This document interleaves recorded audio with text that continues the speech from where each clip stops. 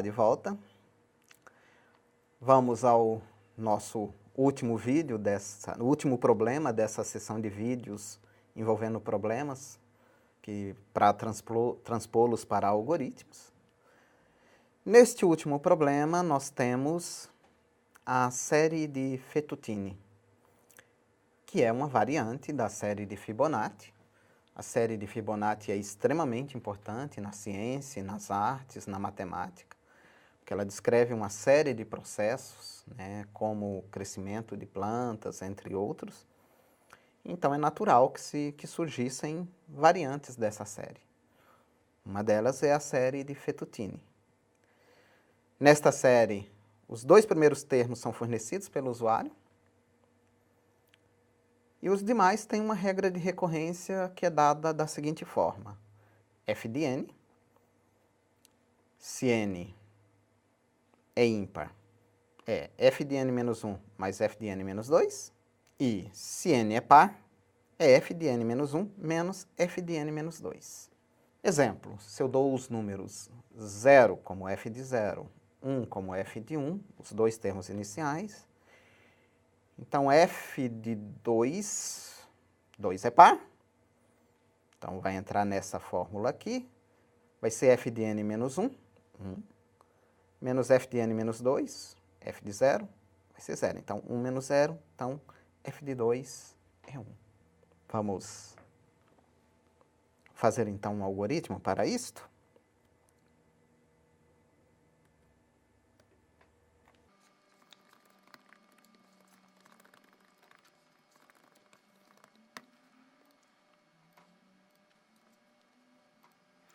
Ok. Eu posso tentar resolver esse problema usando estruturas de repetição, mas eu vou preferir usar uma função que vai justamente devolver o valor do enésimo termo de Fettuccini. Então meu problema, né, é imprimir os n primeiros termos. Eu vou imprimir um único termo por enquanto.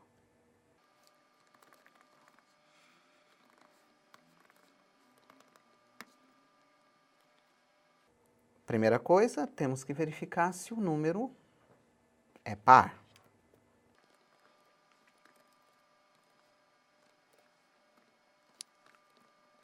Se for par, vai ser dado por Fettuccini de n menos 1 menos Fettuccini de n menos 2.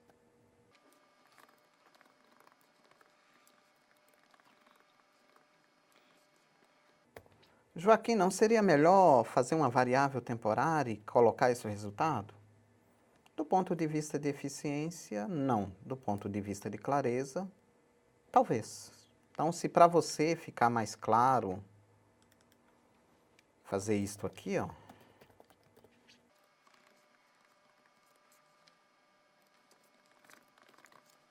Então, especialmente nessas etapas iniciais, tudo bem. A perda de eficiência vai ser miserável, compensada pela clareza. E aí você deve, nesse caso, optar pela clareza nesses momentos iniciais. Quando você se sentir mais experiente, eu recomendo particularmente, até porque aqui não há perda significativa de clareza, então eu estou retornando o resultado desse cálculo. Alguns vão preferir colocar essa expressão entre parênteses.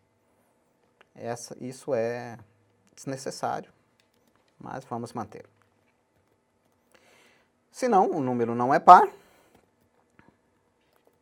eu tenho que retornar. Não a subtração, mas a soma. Ok? Tá tudo pronto? Vamos testar.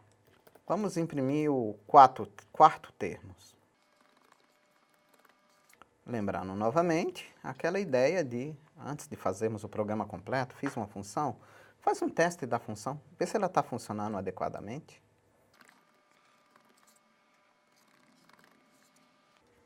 Vamos compilar. Compilou.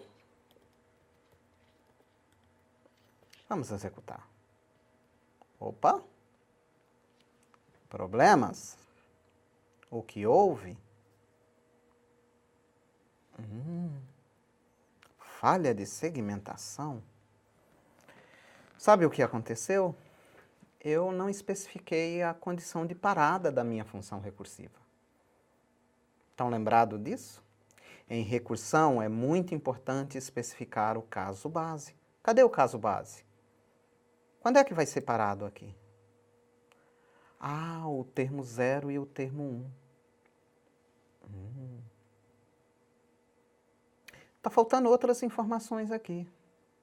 O usuário tem que informar justamente o termo 0 e o termo 1.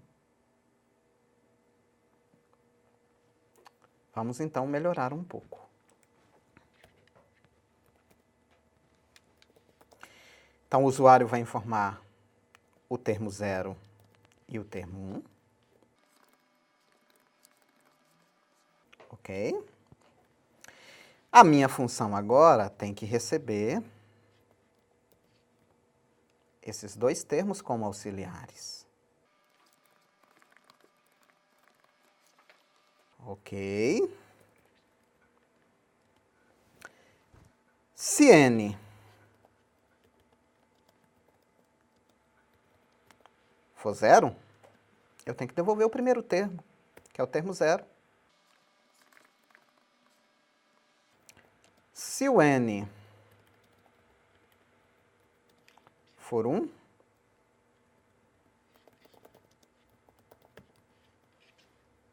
eu tenho que devolver o termo 1. Por que deu a falha de segmentação? Porque esta é uma função recursiva que usa pilha. E a pilha esgotou. Então, deu uma falha de segmento na pilha. Vamos compilar de novo? Ah, não compilou. Por que não compilou? Nós mudamos a forma como a função é chamada, mas não alteramos aqui.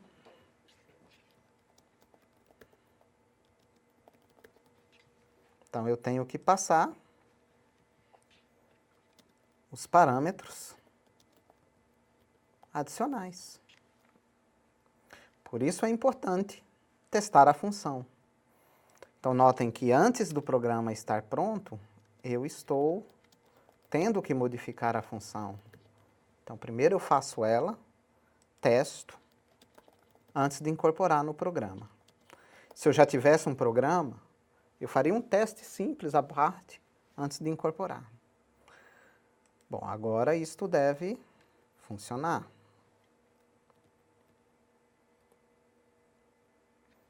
Está esperando os dois primeiros termos. Demorou um pouco, mas imprimiu, 6.765. Se você calcular na mão, você vai verificar que está certo. Vamos imprimir um valor menor aqui para checarmos manualmente. Vamos pedir para imprimir o quarto termo. E vamos aqui abrir uma aba para calcularmos o quarto termo. Então, termo 0 é 0. Termo 1 é 1. Termo 2 é par, é o anterior menos o que veio antes, é uma subtração, dá 1.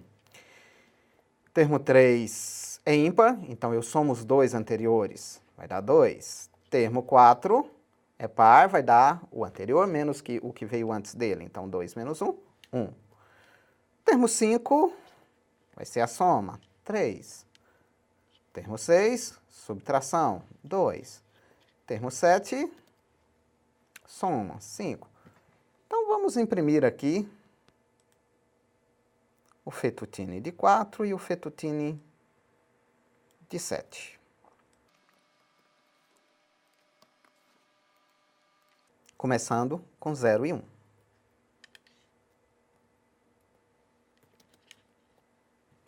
1. E 5.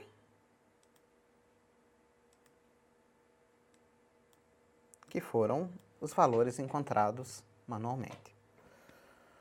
Ou seja, aparentemente tudo ok, mas está faltando algo. Eu tenho que imprimir não apenas um termo, mas os n primeiros termos.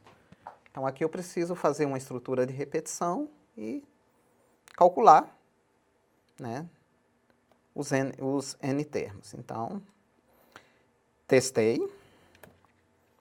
Vamos ter uma estrutura de repetição.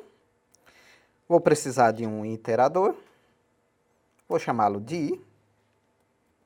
Bastante comum quando você vai fazer iteração, usar as variáveis i, j e k. E vai começar em 0. Eu quero imprimir o termo 0. O usuário vai me indicar um número de parada.